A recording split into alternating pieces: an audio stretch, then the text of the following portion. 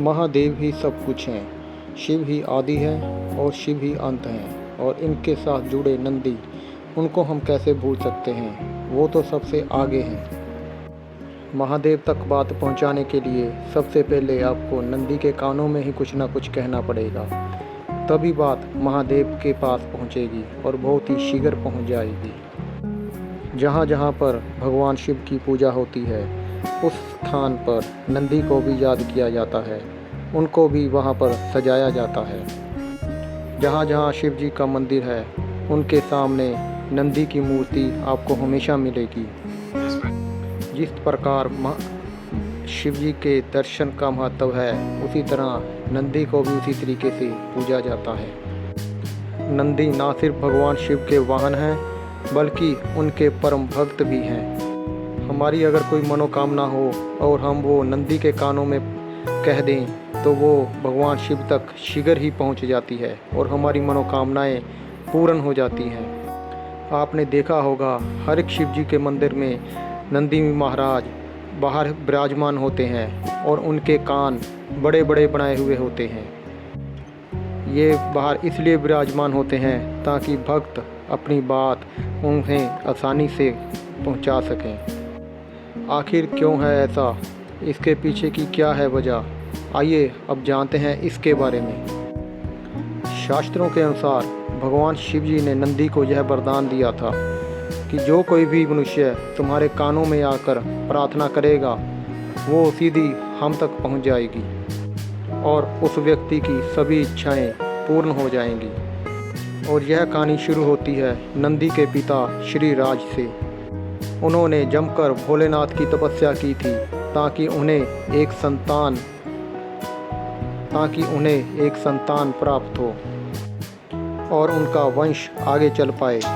भगवान शिव ने खुश होकर उन्हें एक पुत्र देने का वचन दिया और वरदान में श्री राज ने बैल जैसा पुत्र मांगा और भगवान शिव ने उनको वचन दे दिया।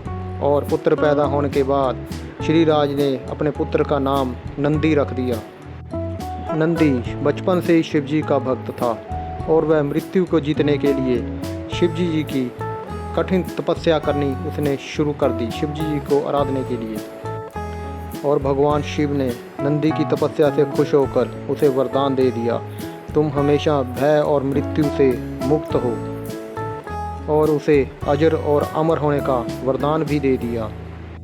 नंदी कैलाश पर भगवान शिव की निरंतर सेवा और उनकी आराधना करता था। वह भगवान शिव को बहुत ज़्यादा प्रिय था, हमेशा वह उनकी सेवा में 24 घंटे उनके आसपास ही रहता था। कोई भी महादेव से मिलने आता तो उसको सबसे पहले नंदी से पूछना पड़ता था, तभी वो आगे महादेव से मिल पाता था। फिर एक दिन श्री राज महादेव के पास एक अजीब सी विडंबना लेकर आ गया।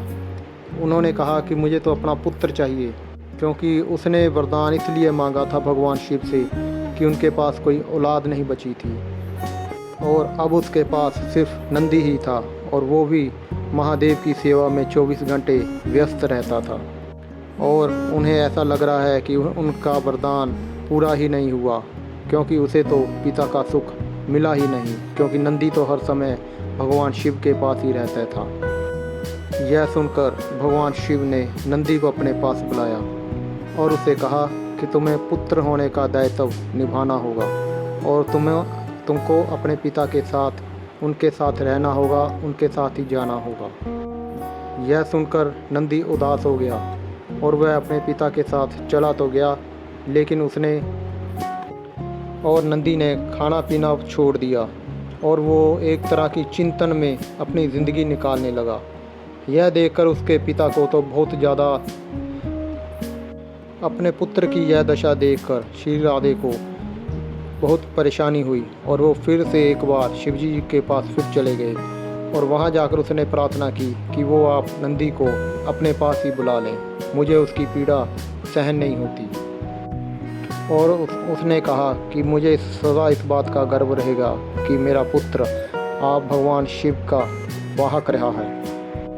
महादेव ने नंदी को अपने पास बुला लिया और उसे एक वचन दिया और महादेव ने नंदी को वरदान दिया कि अगर कोई भी कोई भी प्रार्थना तुम्हारे कानों में आकर करेगा तो उसकी प्रार्थना शीघ्र ही पूर्ण हो जाएगी।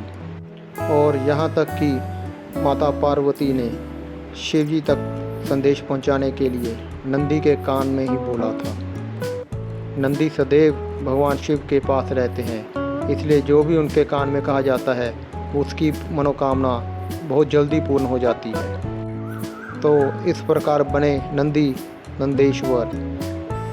तो इस कहानी से हमें ये पता लगता है कि भगवान शिव अपने सच्चे भक्तों को कभी भी नहीं छोड़ते, उनको हमेशा अपने पास ही रखते हैं। और शिव जी ने ही उनको ये वरदान दिया था कि जहाँ पर हम होंगे वहीं पर नंदी जी भी विराजमान होंगे।